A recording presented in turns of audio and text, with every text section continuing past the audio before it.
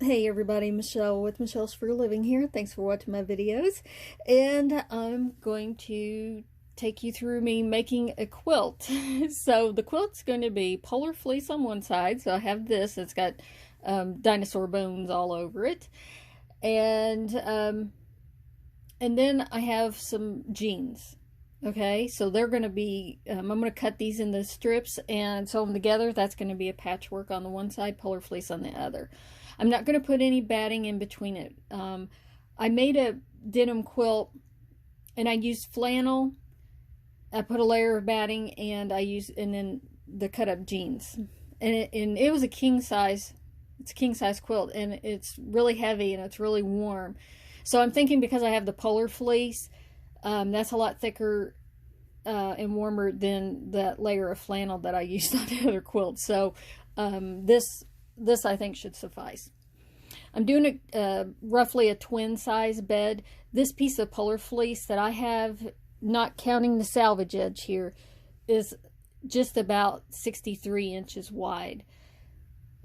Some polar fleece that I've bought, it might be as little as, like 58 or 59 inches wide. So you need to measure yours to see what it is. I have 2.5 yards, which is 90 inches,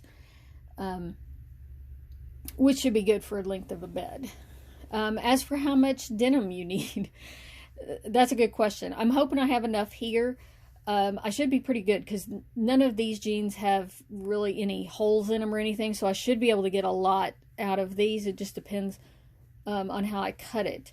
And now when I made that king size quilt, I was using jeans that my man had worn out, and he's a welder, so the jeans had a lot of holes in them that I was cutting around. And I think I used 14 pairs of jeans from him so for that, but that was cutting around a lot of holes. And like I said, these don't. And I'm only doing a twin this time. Now, where did I get all the jeans? I go to rummage sales, auctions, yard sales, and stuff like that. I really like it when I find a rummage sale or yard sale where they'll say, fill a bag up for $1 of any of the clothing items or whatever's there. And so whenever I'm at one where they're like, it may be $2 or $3, how much ever, but I always look for things that I could repurpose, like jeans and wool. Okay, so I like to especially get these really wide ones. They're like, I don't know what these are, like 40-inch waist or something. This is a 42-31. So you get a lot of denim. You can cut really big pieces out of this.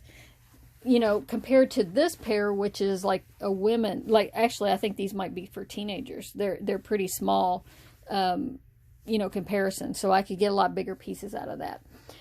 So anyways, that's where I got this. So, it's, I'm not out cutting up brand new ones or whatever. It's just, things that I've picked up like that. All right. The other thing is I want a variety of colors. I mean, that's just my choice so that it can give a variety to the quilt and it's just not one solid color with the denim. All right. I've got a rotary cutter and a rotary mat and in this straight edge grid to cut with. Now, I've thought of different ways that I could cut the denim and put it together or whatever. I was looking at this ruler I have right here, and it's 6.5 inches wide this way. It's 13 inches long this way.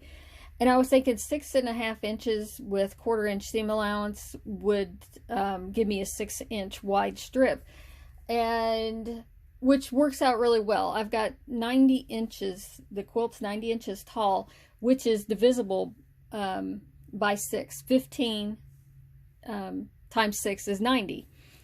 So I was thinking about it, and if I just did strips all the way across the quilt, I needed 15 of them, right? Okay, that'll get me 90 inches. So I was thinking this is perfect. I'll just do the width of this. Now, as for the length of each of the pieces that I cut, I'm going to vary them. I'm not going to make them any particular length, and I'll just stagger them, and being different colors, it'll just look like, in a way, I guess, like bricks stacked up. I mean, I could do exactly the length of this or pick a length and make them all the same. Then I'd have to be more precise in lining them up, and that'll be a randomness to it. They're just going to be 6 inches tall.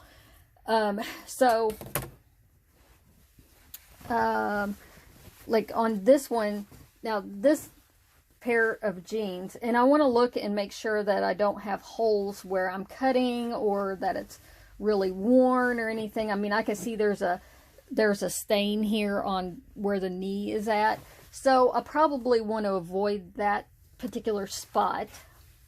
But basically, I'm just going to be laying these down. I'm going to cut the hem off.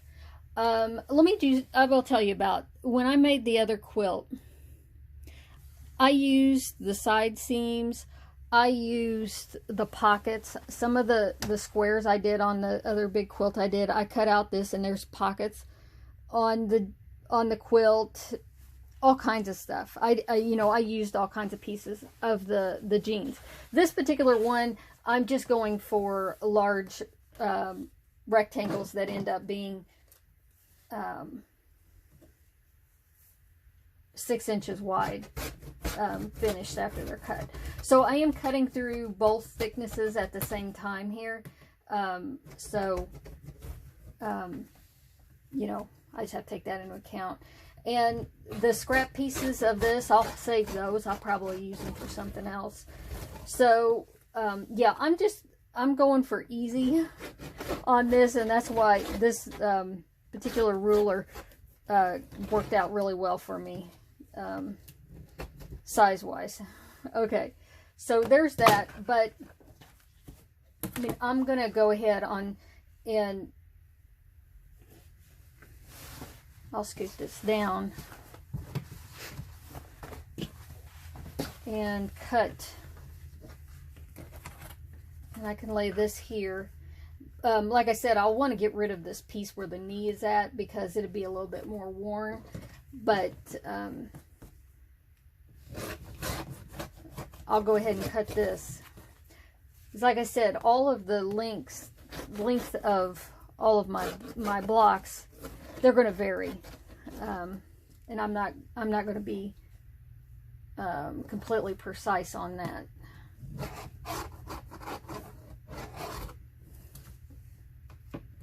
Okay.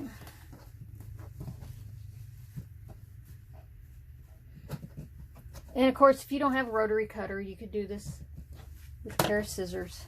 What I would do if I didn't have the rotary cutter, I could like make a template out of a piece of cardboard, something like that.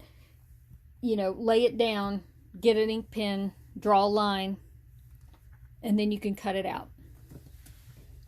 And that's what we used to do when I was a kid, before rotary cutters came out, right?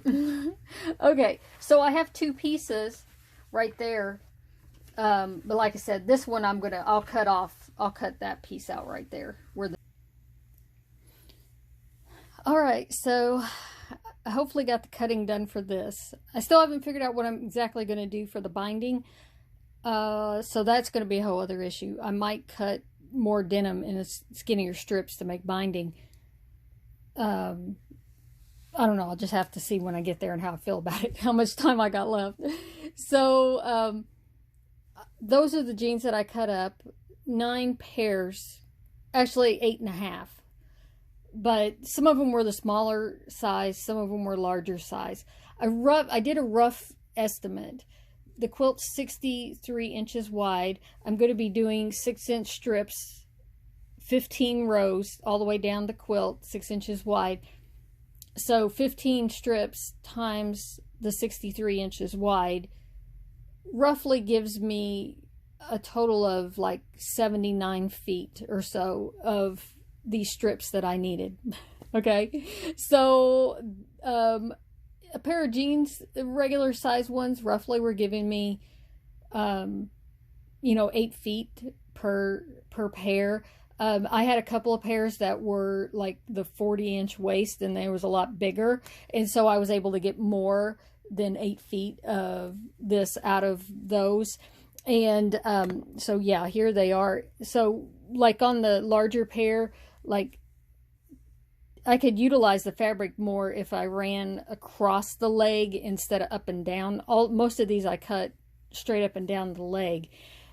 So these have the little seam running through them, which isn't a problem because I'm going to be putting these together with seams anyways. All right, so it's time to sew the pieces together. And so I'm just wanting to not have all the dark next to each other, all the light.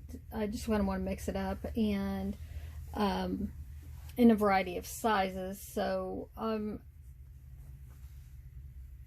gonna do some chain stitching, you know, just keep running them through here.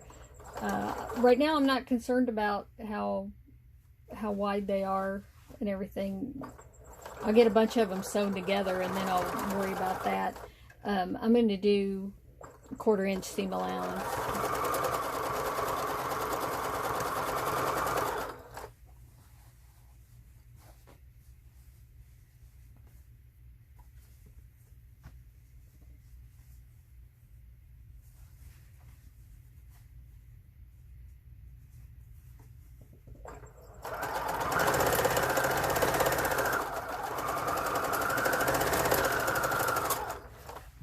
And I'll just keep doing this,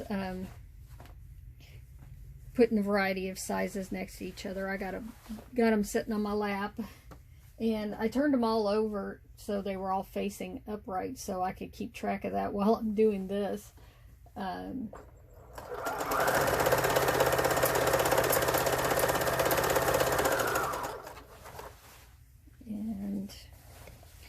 anyways, that's what I'm gonna continue doing this and cut these apart and then add another piece on here. Actually, if I wanted to, I could just pull that around here and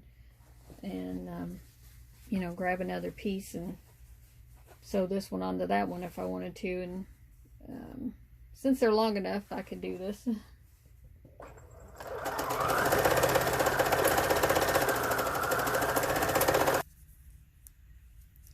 All right, so I have long strips sewn together, varying the colors and the fabrics. And so what I need to do is cut them to my width of 63 inches. That's the width of the quilt. And so because of when I cut them out, and most of the pairs of jeans gave me 4 identical pieces, sizes and everything, and you know, and the jeans being the same length, I pretty much was ending up with a lot of them that are the exact same length.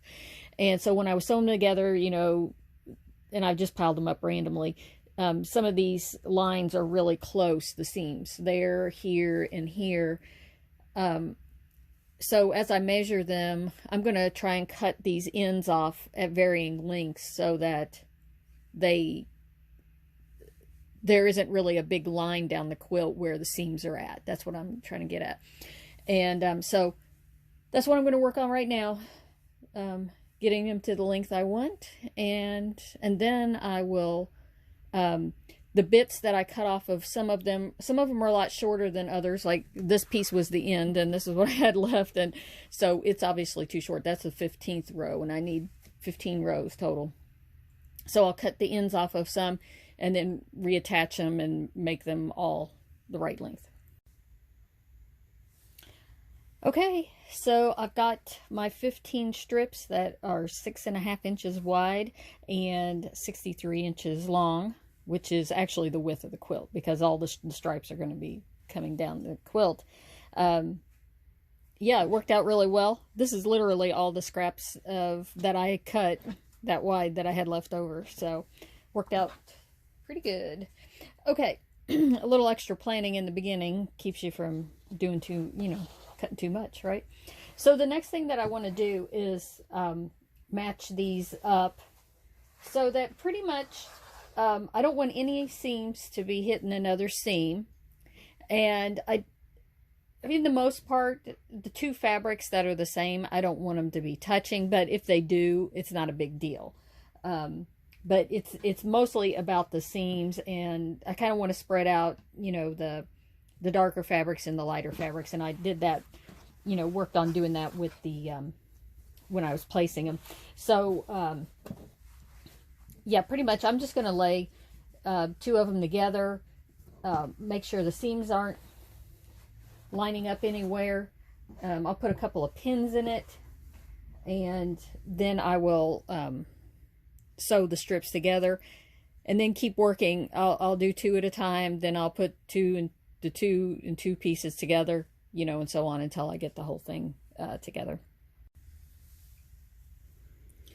All right, so I've got the quilt top together, and it turned out pretty spectacular in my opinion. I didn't have any problems, and I think the fact that I didn't set a specific length to these pieces really helped, because it didn't matter how long they were.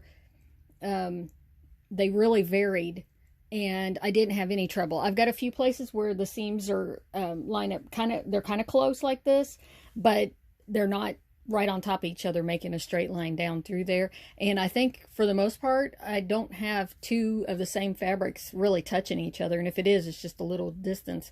And I got the you know, the colors spread around and everything else. So, you know, that was just paying attention while I was sewing pieces together, that I wasn't you know, matching things next to each other. Okay, so I still haven't decided how I'm going to quilt it, because I always hand quilt my quilts, and I don't have time because Christmas is coming.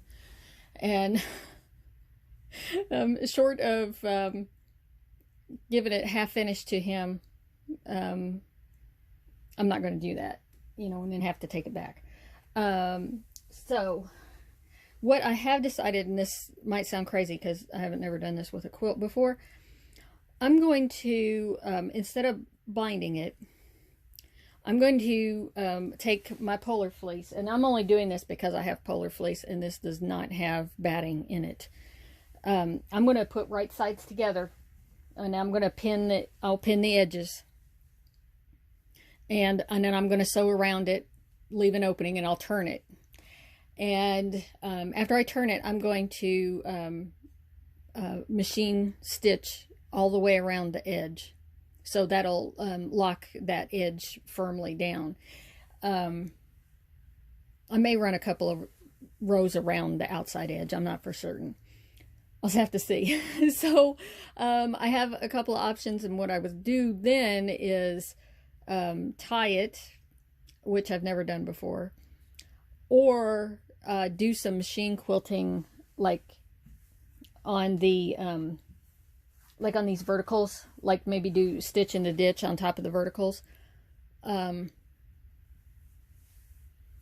I'm really not sure.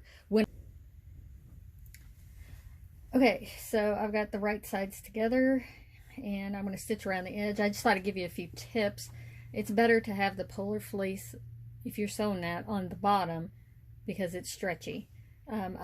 Some of the jean material has stretch in it, but I don't think that's not an issue as much as the polar fleece. I've lightened my tint, or the foot pressure, and I did that anyways because of the heavier weight denim. The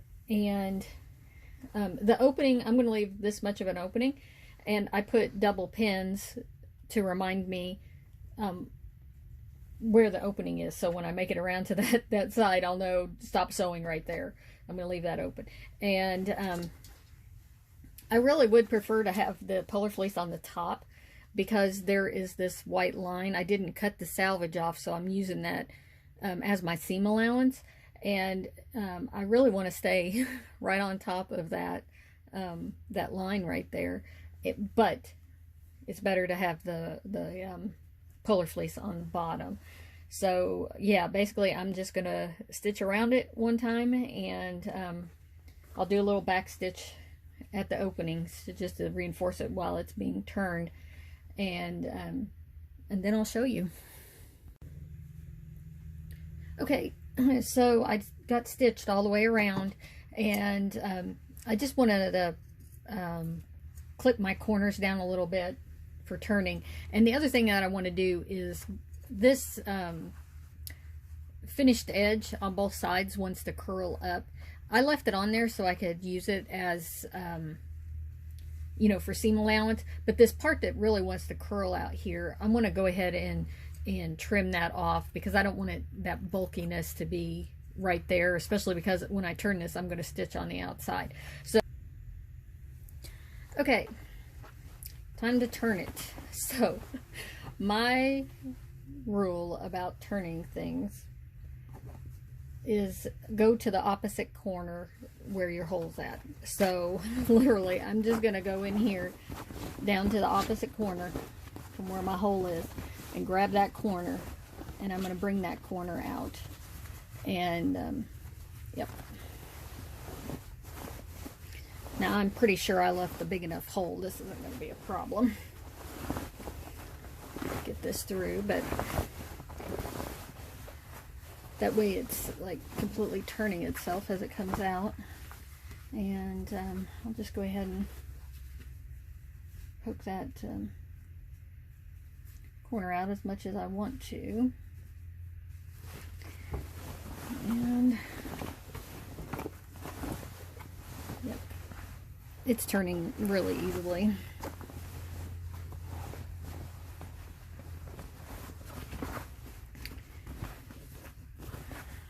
I didn't want to have to rip out stitches after sewing them in there at the hole, the opening. All right, so it's time to do my top stitching around the edge. I'm going to do it about a 1/4 inch away, roughly. I'm just going to line up with the edge of my pressure foot. And this is the opening, and I went ahead and pinned it closed, and I'll just stitch there and I'll pull the pins out as I get to them. That way I can keep that really lined up and and that it gets closed. So after I go around it one time, I may go around a second time. I don't know. I'll have to see. And then I'm going to have to figure out what else I'm going to do to it. Okay, I just thought I'd show you a little bit of the stitching. I did increase my stitch length to 4.0 because this is pretty thick, and especially where these seams are, it's going to be a lot thicker. And like I said, I'm just running it along the edge of my pressure foot, and just making sure that this is all lined up as I go along. And when I come to these really thick areas, I'll just help guide the fabric just to make sure that it's going to make it through and the pressure foot doesn't get stuck on top of it. Yeah, and I'm using a light gray thread on the top on this denim. I find I do a lot of mending of clothes on jeans and denim and stuff, and sometimes gray is like a light gray is the best thing to blend in with worn denim like this. These darker ones, it's going to stand out a little bit more, but in the other ones it hides right away because blue is really hard to match. Yeah, anyways, that looks really good. I'm really happy with that. I've got a darker gray to match the gray of this fleece in the bobbin, but I really like the way that's finished that edge off. Yeah. So anyways, I'll just continue around. Okay, so I got a stitch all the way around the outside, and I don't think I'm going to do a second one. I've decided that I think this is enough. I really like the way that it looks, the way it finished it off, and I'm so glad I didn't try to do binding with the denim. On the king size quilt that I made some years ago, I did do binding with denim, and it gets really thick real fast. But this is just finished off really fabulous doing it this way. And it was super easy and quick. Okay, so I took the quilt and I held it up and I kind of, you know, shook it around. It's laying really flat, amazingly flat, considering it doesn't have any quilting in between. So, but I'm afraid over time that polar fleece could stretch and, you know, it not being secure. What I have decided to do, it's going to be really quick, is I'm going to do 2 lines of stitch in the ditch. So basically just stitching right here along this seam line. And I had considered doing every row, and I just don't think that it's going to need that much.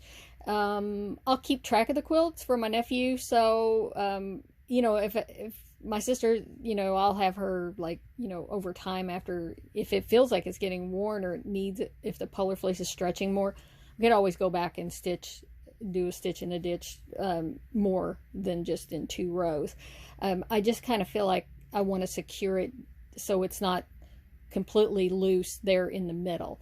And I'm sure that I can get that much in under my sewing machine arm, right? That's part of it. It's like making big quilts and trying to, you know, machine quilt them all. Sometimes you can't stuff the quilt up underneath your arm, but this is okay because I don't have quilt batting in it. So I have 15 rows here, so I came down five of these rows, and I'll come up from the bottom 5 rows, and that's where I decided to do it. All right, so I just thought I'd show you a little bit of stitch in the ditch and what I mean by that. So I pinned this all the way down on both sides of this seam because I do not want it to move. And of course I got the fleece on the bottom again because it'll want to stretch if it's on the top a lot.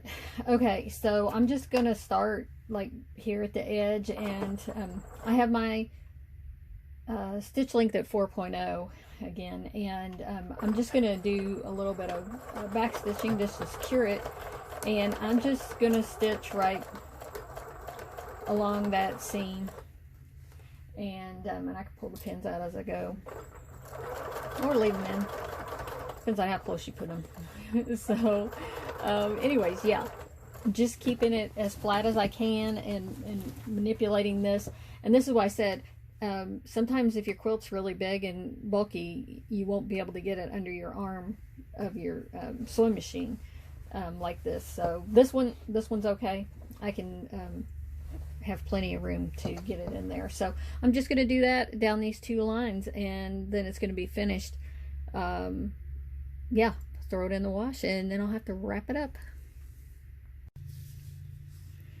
Alright, so I got the top stitching lines done, and I washed it and everything. It's ready to go. I think it turned out really spectacular. I would like to keep it for myself, but I am giving it away, so I'll just have to make myself one now. Yeah, I did weigh it. It weighs 2.8 pounds, so it's fairly heavy. I mean, heavier than a normal blanket. So, all right, that's all for now. Thanks for watching.